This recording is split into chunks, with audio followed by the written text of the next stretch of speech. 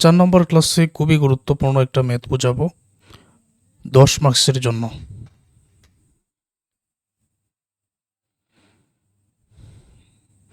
তাহলে ক্লাসে মনোযোগী হও আর ক্লাসটা একেবারে ফুল স্ক্রিন করে দেখো, দেখতে যাতে কোনো অসুবিধা না হয়। Earnings of 40 street nut seller are given below in টাকা। 40 জন নারকেল বিক্রেতার আয়ের পরিমাণ এখানে দেওয়া হয়েছে। তারপর required make a frequency distribution by taking suitable class intervals.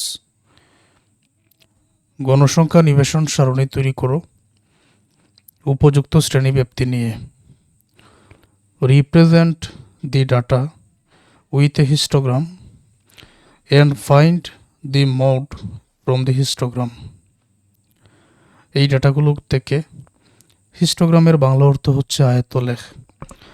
আয়তলেখ তৈরি করো এবং মোড বা প্রচুরক বাহির করার জন্য বলা হয়েছে ওই আয়তলেখ থেকে। Find the mode from that histogram. ওই আয়তলেখ থেকে মোড অথবা প্রচুরক বাহির করার জন্য বলা হয়েছে। আচ্ছা, তাহলে দুইটা প্রশ্ন। 1 নম্বরে হচ্ছে make a frequency distribution by taking suitable class intervals. উপযুক্ত শ্রেণীব্যাপ্তি নিয়ে গণসংখ্যা নিবেশন সারণী 1 নম্বরে তৈরি করব। তারপর ওই গণসংখ্যা নিবেশন সারণী থেকে হিস্টোগ্রাম অথবা আয়তলেখ ওইটা অঙ্কন করে নিব। তারপর আয়তলেখ থেকে আমরা মোড বা প্রচুরক বাহির করে নিব। একটা কথা প্রথমে বলতে চাই যে ম্যাথটার সমাধান একেবারে সহজ। এছাড়া এই ধরনের ম্যাথ তোমাদের পরীক্ষায় 10 মার্কসের হয়ে থাকতে পারে। আচ্ছা, তাহলে আমি খুবই অল্প সময়ের মধ্যে তোমাদের এটা বুঝিয়ে দিচ্ছি, একেবারে সহজ। তোমরা স্ক্রিনে লক্ষ্য করো আর ধৈর্য ধরে ক্লাসটা দেখো। উপযুক্ত শ্রেণীব্যাপ্তি নেওয়ার জন্য যে সূত্রটা আমাদের ব্যবহার করতে হবে এটা হচ্ছে শুরুতে রেঞ্জ অথবা পরিসর বাহির করতে হবে, তারপরে ক্লাস ইন্টারভেল শ্রেণীব্যাপ্তি বাহির করতে হবে। সূত্র হচ্ছে রেঞ্জ ভাগ 1 + 3.322 log n। এটা ব্যবহার করে আমাদের আজকের অঙ্কের মধ্যে এখানে বলা হয়েছে 40 জন নারকেল বিক্রেতা। সেই ক্ষেত্রে এখানে যে log n আছে n এর মান হয়ে যাবে 40। ওকে, তাহলে অঙ্কটার মধ্যে আমরা লক্ষ্য করে দেখি যে সর্বোচ্চ সংখ্যা কত আছে, সর্বনিম্ন সংখ্যা কত আছে, একেবারে A to Z ভালো করে লক্ষ্য করে দেখো তো সবচেয়ে বেশি কত আছে এই জায়গায়। আমরা যদি ভালো করে লক্ষ্য করে দেখি তাহলে সর্বোচ্চ সংখ্যা পাবো 66, সর্বনিম্ন সংখ্যা আমরা এখানে পাবো, একটু ভালো করে দেখি সর্বনিম্ন সংখ্যা কত হতে পারে। এই যে এখানে পেয়েছি 12। তাহলে সর্বোচ্চ 66, সর্বনিম্ন 12। এবার তোমরা স্ক্রিনে লক্ষ্য করো। যেহেতু আগে আমরা কিছু ক্লাস নিয়েছি, আমরা আগের ক্লাসগুলোর মাধ্যমে বর্তমানের অঙ্কটা সহজে বুঝতে পারবো। শুরুতে রেঞ্জ বাংলা অর্থ পরিসর, হাইয়েস্ট ভ্যালু 66, লোয়েস্ট ভ্যালু 12, বিয়োগ করে দিলে 54। এই জায়গায় আমরা পেয়ে যাচ্ছি range. Determination of class intervals according to Sturges rules. Class interval equal to range, উপরে এই যে মানটা পেয়েছি 54 বসানো হলো। তারপর 1 + 3.322, তারপর log n, log n এর মান কিন্তু 40। অবশেষে তুমি যখন 54কে নিচের এই অংশের মানটা বাহির করে দিয়ে একেবারে মানটা বাহির করে দেখবে কত হয়, আলাদা করেও বাহির করতে পারো। 54কে নিচের অংশ দ্বারা যখন ভাগ করবেন 8.54 পেয়ে যাবেন, যেটা 10-এর কাছাকাছি। সেই ক্ষেত্রে 10 হয়ে যাবে এখানে উপযুক্ত শ্রেণীব্যাপ্তি। এখন 10 যদি শ্রেণীব্যাপ্তি হয় তাহলে কতটা ক্লাস হতে পারে সেটাও চাইলে আমরা বাহির করতে পারি। অ্যান্ড নাম্বার অফ ক্লাস, যেই পরিমাণ পরিসর 54 আছে, পরিসর মানে ব্যবধান, সর্বনিম্ন সংখ্যা এবং সর্বোচ্চ সংখ্যার মধ্যে কি পরিমাণ ব্যবধান আছে এটাকে বলা হয় পরিসর। তো এই 54কে যখন তুমি ক্লাস ইন্টারভেল, এই যে শ্রেণী ব্যবধান 10 থাকবে এটা দ্বারা ভাগ করবে, তাহলে কি পরিমাণ তোমাকে শ্রেণী নিতে হবে সেটা উত্তর পেয়ে যাবে 5.4, যেটা 6-এর কাছাকাছি, মানে 6টা। 5.4 যেহেতু 5-এর উপরে চলে গেছে, তার মানে 6টা ক্লাস নিতে হবে। 6টা ক্লাস বলতে 1টা 2টা 3টা 4টা 5টা 6টা, এটা বোঝাচ্ছে। এখন সর্বনিম্ন আছে এই জায়গায় 12, তাহলে 12 থেকে আবার ব্যবধান নিতে হবে 10, তাই না? তো 10 থেকে 20, 20 থেকে 30, 30 থেকে 40, 40 থেকে 50, 50 থেকে 60, 60 থেকে 70, কয়টা হয়েছে এখানে? 6টা হয়েছে। এখানেও দেখো আমরা উত্তরে 6 বাহির করেছি। এবার টেলি মার্কসগুলো কীভাবে বসাতে হবে এটা তো তোমরা ভালো করে জানো, তো এটা বসিয়ে দিবেন। এগুলা তোমরা আগেও পড়েছো, এমন না যে এগুলো তোমাদের জন্য নতুন। যেমন 19, তো 19 কোথায় বসবে? 19 বসবে কোথায়? এই যে 10 থেকে 20 আছে না, এই করে একটা টালি চিহ্ন। তো এরকমভাবে প্রত্যেকটা, আমি আর এটা দেখাচ্ছি না। 45, 45 কোথায় বসবে? 45 বসবে 40 থেকে 50-এর করে, এখানে একটা টালি। এরকম করে এখানে যতটা সংখ্যা আছে, একেবারে 19 থেকে 23 পর্যন্ত যতটা সংখ্যা আছে, তোমরা টালি চিহ্ন এখানে বসিয়ে দিবে, এক এক করে বসিয়ে দিবে। সেই ক্ষেত্রে এখানে পাবে 4টা, এই জায়গায় 6টা, এখানে পাবে 8টা, এখানে 12টা, এই জায়গায় 7টা, এই জায়গায় 3টা। এটা আর আমি দেখাচ্ছি না, এটা তোমরা বসাতে পারবে। যোগ করে নিলে এর মান 40 হয়ে যাবে।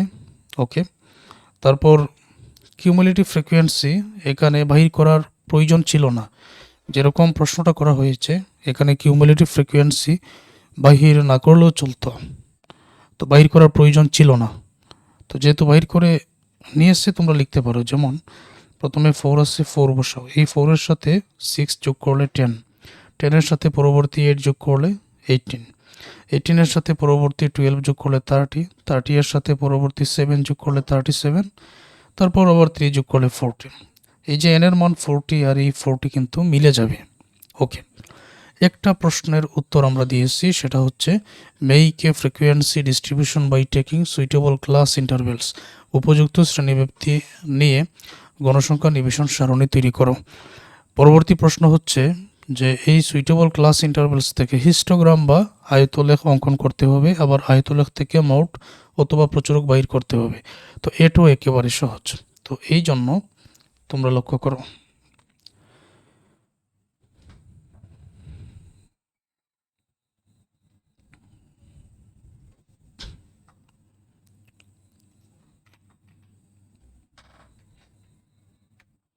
এইখানে আমরা যে গণসংখ্যা নিবেশন সারণী তৈরি করেছি, আয়তলেখ অঙ্কন করার জন্য যা প্রয়োজন পড়বে সেটা হচ্ছে যে আয়তলেখ অঙ্কন করার জন্য আমাদের যে শ্রেণীগুলো আছে এবং এই যে এখানে ফ্রিকোয়েন্সি আছে, এই যে শ্রেণী আছে ক্লাস ইন্টারভেল আর এই যে ফ্রিকোয়েন্সি আছে, এই দুইটার প্রয়োজন পড়বে।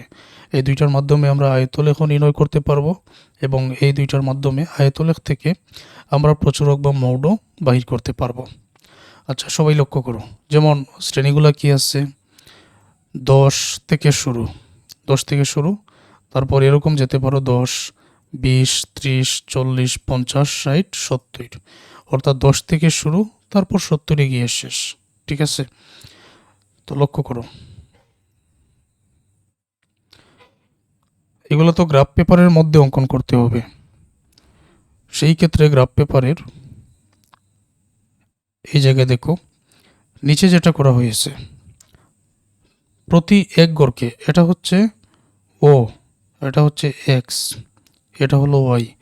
তো নিচে হচ্ছে ও এক্স অক্ষ আর উপরে হচ্ছে ও ওয়াই অক্ষ। এখানে যেহেতু 10, 20, 30, 40, 50, 60 এরকম আছে, তো প্রতি 5 কোরকে, গ্রাফ পেপারের যে প্রতি 5টা কোর থাকে না, প্রতি 5 কোরকে এখানে 10 ধরা হয়েছে আর এক একটা কোরকে 2 ধরা হয়েছে। আর উপরের দিকে প্রতি 5 কোরকে, যেহেতু 2 করে আছে, প্রতি 5 কোরকে এখানে 2 ধরা হয়েছে।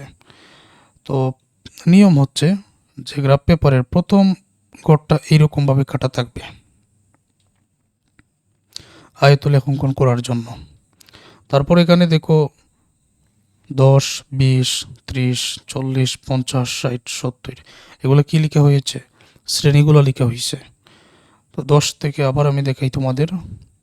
এই 10 থেকে শুরু, 10, 20, 30, 40, 50, 60, 70, 70 পর্যন্ত নিচে লেখা হয়েছে। এখন আমাদের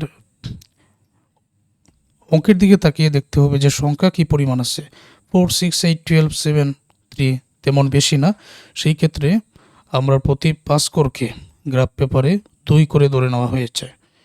এখন লক্ষ্য করো, প্রথমে যেটা আছে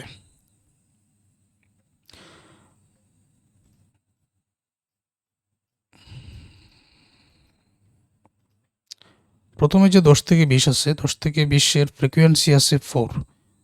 তাহলে আমরা এটা কিভাবে বসাতে পারি? 10 থেকে 20 মানে এই ঘর, এটার ফ্রিকোয়েন্সি হলো 4। এই হচ্ছে প্রতি 5 স্কোরকে যেহেতু 2 করে ধরা হয়েছে, তাহলে তো 2, 4 আবার দেখিয়ে দিই। 2, 4, 6, 8, 10, 12 পর্যন্ত যাব, কারণ সর্বোচ্চ হচ্ছে এখানে সংখ্যা 12 আছে, 12 আছে। এখন প্রথমে আছে 4, 4 যেহেতু এই হচ্ছে 4 হচ্ছে এটা, তো এইটার সোজা আমরা আয়তলেখটা নিচে নামিয়ে নিব এরকমভাবে। এটা নামিয়ে নিলাম। তারপরে কি আছে? 20 থেকে 30 করে আছে 6, এই হচ্ছে 6, এই হচ্ছে 6, আমরা এটা নামিয়ে নিব। এটাও আমরা এখানে নামিয়ে নিব। 20 থেকে 30 করে, 30 থেকে 40 করে আছে 8, তো এই 30 থেকে 40 করে এটা, আর এই হচ্ছে 8, এই হলো 8। তাহলে 8 সোজা আমরা এই গ্রাফ পেপারটা এরকমভাবে নামিয়ে নিব, রেখাটা নামিয়ে নিব, ফলে আয়তলেখ অঙ্কন হয়ে যাবে। 40 থেকে 50 করে 12, তো 12 আসছে এই যে, এই জন্য এই 12 সোজা, এটা সোজা করে আমরা আয়তলেখটা নামাবো।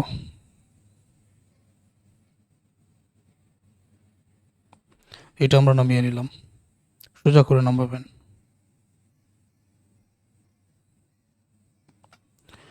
তারপরে আছে 50 থেকে 60 করে আছে 7, 50 থেকে 60 করে। এখন 7 কোথায় হতে পারে? তো লক্ষ্য করে দেখো, এখানে হলো 8, এই হলো 8 আর এই হলো 6, নিশ্চয়ই এর মাঝামাঝি 7 হবে। এই যে মানে অর্ধেক, অর্ধেক আমরা গ্রাফ পেপারে চিহ্নিত করে নিব, এর মাঝামাঝি নিশ্চয়ই হবে। তো আমরা যদি এর মাঝামাঝি যে এরকম গ্রাফ পেপারের মধ্যে যদি মিল খুঁজি রেখাটা, তখন এই অংশের মধ্যেই পড়বে, তাই না? সুতরাং আমরা এই যেটা আছে মানে 6 এবং 8 মাঝামাঝি, এটা সোজা করে রেখাটা নিচে নামিয়ে নিব। তারপর 60 থেকে 70 করে 3 আছে, তো 3টা কোথায় হবে? আচ্ছা, এই হলো 2, এই হলো 4, তাহলে 3 নিশ্চয়ই এর মাঝামাঝি। তো এর মাঝামাঝি এই যে রেখাটা আমরা এই জায়গায় নামিয়ে নিব, এর মাঝামাঝি কিন্তু। তৈরি হয়ে গেল এই জায়গায় আয়তলেখ। পরবর্তী প্রশ্ন ছিল যে মোট বাহির করো, ওকে। তো নিচে হচ্ছে আমাদের এটা হলো ক্লাস, এই যেগুলো এগুলো হলো ক্লাস, আর এখানে যেগুলো লেখা হয়েছে এগুলো হচ্ছে ফ্রিকোয়েন্সি। এবার মোট বা প্রচুরক বাহির করার জন্য আমাদের কাজ হলো সবচেয়ে বড় আয়তলেখ এখানে কত আছে, এই 12-এরটা, এই 12-এরটা এটা হচ্ছে সবচেয়ে বড়। এখন কাজ হচ্ছে যে উপরের কোণ থেকে আগের আয়তলেখের কোণ যেখানে মিলিত হয়েছে সেটা এরকম টান দিয়ে মিলাতে হবে। এই কোণ থেকে পরের আয়তলেখের কোণ যেখানে মিলিত হয়েছে টান দিয়ে মিলাতে হবে। যেমন এই যে এই আয়তলেখের কোণ থেকে উপরের আয়তলেখের কোণ টান দিয়ে আমি মিলালাম, এই কোণ থেকে উপরের আয়তলেখের কোণ এটা টান দিয়ে মিলানো হলো। এখন এই দুইটা রেখা যেখানে মিলিত হয়েছে, কোথায় মিলিত হয়েছে তোমরা দেখতে পাচ্ছ, তো এইখান থেকে রেখাটা তুমি নিচে নামিয়ে নাও। নিচে নামানোর পর লক্ষ্য করে দেখতে হবে যে এটা কতর মধ্যে পড়েছে। এই যে প্রতি 5 ঘর এখানে থাকবে, যেমন এখানে এরকমভাবে 5টা ঘর থাকবে, তো প্রতি 5 ঘরে যদি এরকম থাকে তাহলে সেটা এক এক ঘরের মান থাকবে 2 করে। তো ওভাবে 40, 42, 44, 46, 48, 50 এরকম। তো এইটা পড়বে কিন্তু 2 নম্বর করে। তো 40 থেকে যাবে 42, 42 থেকে যাবে 44, মানে 2 নম্বর রেখার মধ্যে এটা পড়বে। যেমন ধরো 1, 2, 3, 4, পরবর্তীতে 5। তো 1 2 নম্বর রেখার মধ্যে গ্রাফ পেপার এটা পড়বে, তার মানে 42 44-এর মধ্যে পড়বে।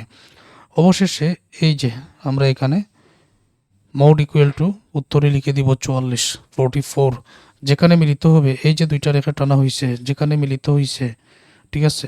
তো এটা 44, অবশেষে উত্তর হচ্ছে মোড 44। এই হলো উত্তরটা। আশা করছি তোমরা এই ম্যাথটা সহজে বুঝতে পেরেছো এবং সমাধান করতে পারবে।